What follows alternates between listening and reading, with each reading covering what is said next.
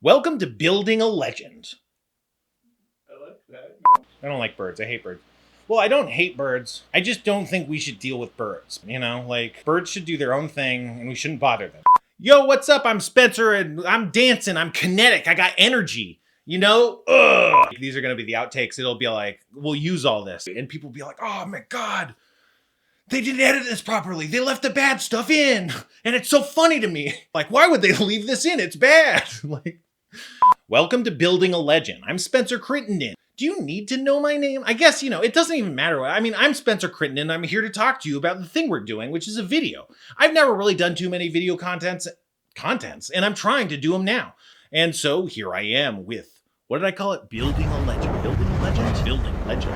Okay, Building a Legend. That's kind of, so it's a precedented thing in D&D to try and stat out kind of fictional characters, like for instance, Spawn or Wario Spawn. This is a pretty precedented thing for Dungeons & Dragons fans. What you do is you take a fictional character, such as, Spider-Man, right? And then you try and figure out how you would build him in Dungeons & Dragons. So we're going to try and do that 5th edition Dungeons & Dragons. But why you're here today is because we're building a legend named Dr. Michael Morbius.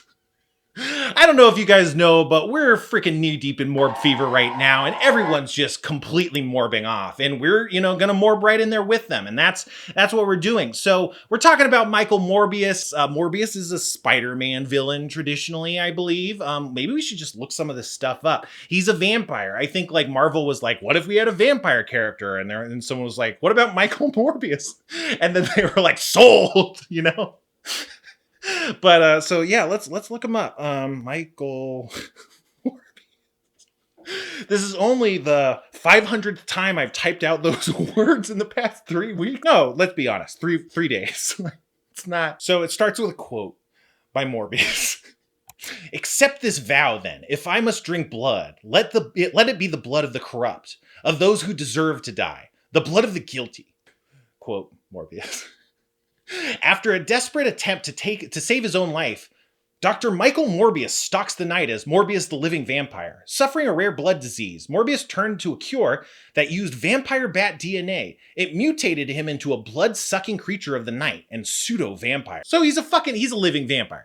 Powers, pseudo-vampirism. Super strength, speed, stamina, agility, reflex. Yeah, just normal stuff. Psionic gliding. Through mental concentration, Morbius is able to glide through the air over short distances. However, Morbius can only glide at speeds of about 35 miles an hour. He can mesmerize people like a vampire, he can create vampires, and he is immune to vampire vulnerabilities, except he is weak to the sun. Interesting. I don't think it kills him, though. And, he needs blood. He's a vampire. Whatever. This is all basic shit. Why did I even read this? He's a vampire. We're making a vampire in D&D. I just figured we should make Michael Morbius as a blood hunter. Matt Mercer, he made the blood hunter class. It's a really cool class, and it's pretty unique and useful for things like this, kind of monstrous characters. And it lets you do some monstrous things. You can be a werewolf. You can be a mutant and or like a Dr. Jekyll, Mr. Hyde kind of guy and experiment on yourself, which is a little bit like Michael Morbius. But what we're actually going to do is we're going to take the Lycan subclass, which is, again, a werewolf subclass that allows this kind of monstrous transformation. And we're just going to use that stat, but take the aesthetics of Michael Morbius. And so instead of this Lycan, it's going to be, a vampire take on the Lycan blood hunter. And that's going to be Michael Morbius. We're going to stat him as level 10. That'll give us some options to get kind of his vampire powers. So let's just go down the list. At level 1, he's going to get the Hunter's Bane. That's, of course, the Vampire Curse, or, it wasn't a curse, the Vampire Experiments, the Vampire Bat DNA splicing. It made him into a mutate. He's got a Blood Maledict. This is a pretty cool part of Blood Hunters. They kind of had this blood magic, and this is kind of the basic blood magic at level 1. One blood curse, and then you learn another blood curse at level 6, and another one at level 10. So since we're building him level 10, we're going to take 3 blood curses. So we're first going to take Blood Curse of the Anxious. That kind of is going to stand in for Michael Morbius's mesmerizing power because it lets you get better at intimidating like a certain target. So, if he kind of goes, ah, and does his vampire thing, that's going to be the Blood Curse of the Anxious.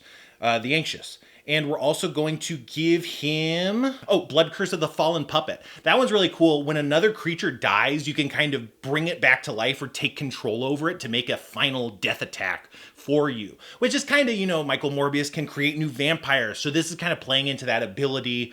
We're letting you raise new, victims as vampirelings that can attack the enemy. So that's what we're doing there. And then finally, we're going to take the Blood Curse of the Mark, which amplifies his Crimson Right damage. We'll talk that in a little bit, but I think it'll just make him more potent in combat. So those are the 3 blood curses we're going to take. Next, we can pick a fighting style, and the 2 options that leap out to me are the Duelist and the 2-weapon fighter. I think I'm just going to pick Duelist because I like that a little bit better, but it kind of really depends.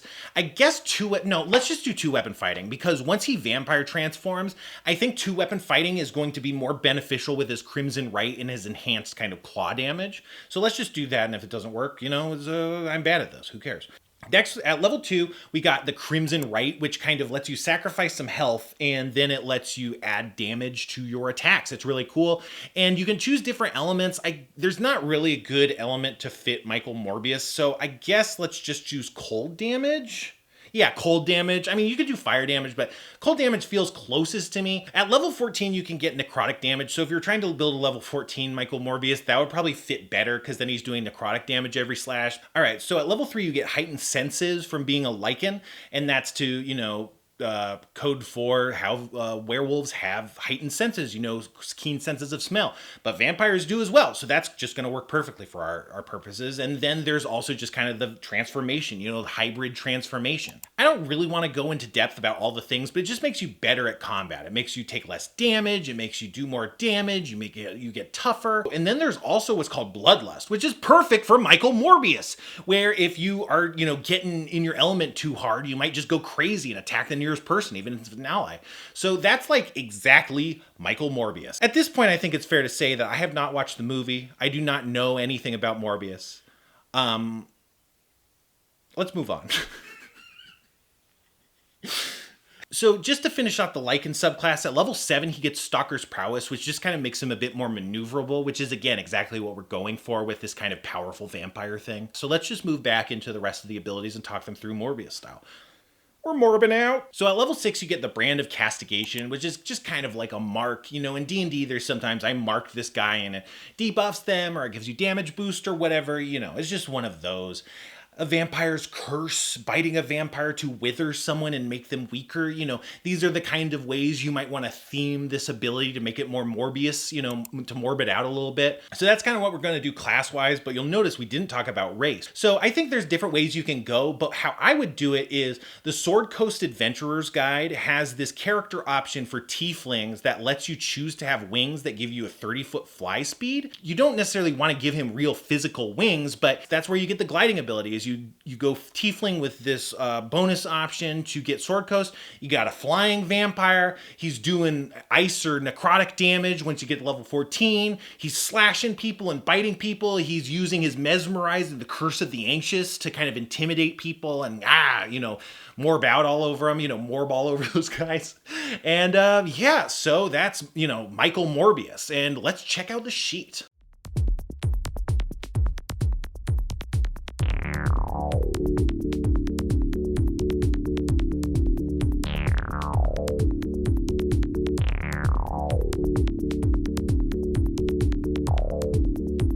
So that's Michael Morbius, and that was building a legend. Let me know what you guys think. You can tell him, we didn't know what we were doing. We just wanted to try and get something down as a test. And so, yeah, let me know what you think. No, don't let me know what you think.